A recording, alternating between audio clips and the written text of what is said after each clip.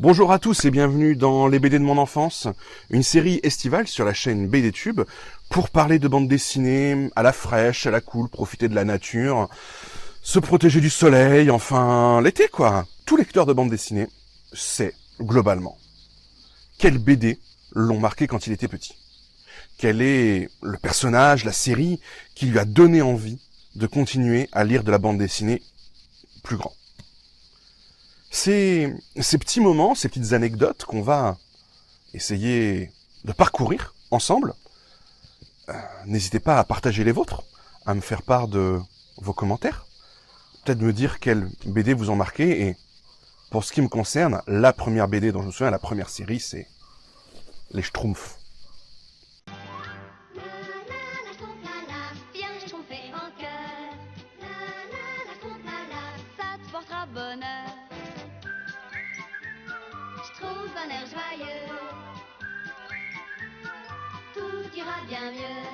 Les Schtroumpfs, c'est un des grands classiques de la BD franco-belge qui a été créé en 1958 par le Belge lui-même, Peyo, dans le journal de Spirou, pour les besoins d'une autre bande dessinée, puisque les Schtroumpfs sont finalement le premier spin-off de la bande dessinée franco-belge, un des premiers sans doute. Il s'agissait pour Peyo de trouver des personnages secondaires pour la série Johan et Pierre-Louis, ou suivant comment vous le prononcez, personne n'est jamais d'accord, Johan et Pierre-Louis.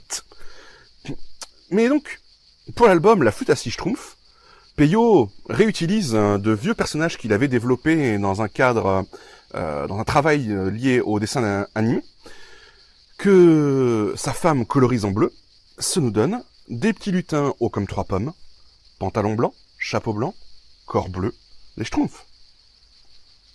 Je m'étends pas trop sur le concept, les Schtroumpfs, normalement tout le monde connaît. Un village de champignons au milieu d'une forêt médiévale, un grand sorcier, Gargamel, qui cherche à tous les attraper tout le temps, son chat Azraël qui fait peur à tout le monde, le grand Schtroumpf, la figure paternelle, pantalon rouge, bonnet rouge, barbe blanche, qui va venir protéger le village de tout ce qui va pouvoir s'y passer. Bref, les Schtroumpfs, quoi. Tout le monde connaît. Pour ma part, j'ai découvert les Schtroumpfs. Je devais avoir, je pense, 3, 4, 5 ans, pas plus. À l'époque, ma petite sœur venait de naître. Oui, on a 3 ans d'écart, donc on est dans cette époque-là. À l'époque, il y avait non seulement les albums, puisque Peyo les a dessinés jusqu'en 92, mais il y avait aussi un dessin animé avec le générique que nous avons entendu quelques notes en début de vidéo, chanté par Dorothée. D'ailleurs, je crois que même il y avait Chantal Goya, une des deux. Peut-être même les deux d'ailleurs. Et donc, qui dit dessin animé, dit produits dérivés, il y avait plein de jouets Schtroumpfs, des petites figurines en plastique, souples, super chouettes pour jouer, avec le village. Ouais, j'avais tout ça, moi, à cette époque-là. Alors, j'avais pas toutes les maisons, j'avais une maison et quelques Schtroumpfs, évidemment, Gargamel, Azraël, tout ça, mais suffisant pour jouer.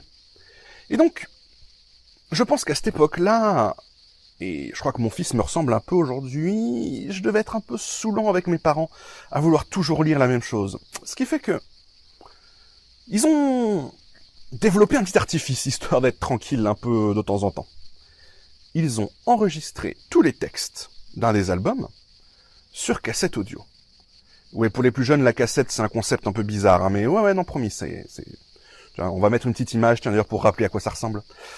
Et donc, avec un micro, ils avaient enregistré leur voix, ils avaient enregistré tous les dialogues, ils avaient même mis des signaux pour que je tourne les pages. Et donc, quand j'avais envie de lire l'album, je pouvais mettre la cassette dans mon lecteur cassette personnel, un petit truc portable pour enfants, un truc Fisher-Price, je crois, pour ceux qui connaissent les vieilles marques. Et donc, j'appuyais sur Play, et je pouvais écouter l'histoire, tout en tournant les pages, regardant les dessins, ce qui m'a permis, au final, d'appréhender le côté texte plus dessin, tout ça, je pense, de parfaitement comprendre les mécanismes de la bande dessinée. Forcément, ça reste, j'ai toujours des souvenirs de ce lecteur cassette, de ces voix que mes parents faisaient, mais ça a surtout amené une série de surnoms à la maison, à l'époque. Oui, vous allez voir, c'est pas le premier de la série, les surnoms.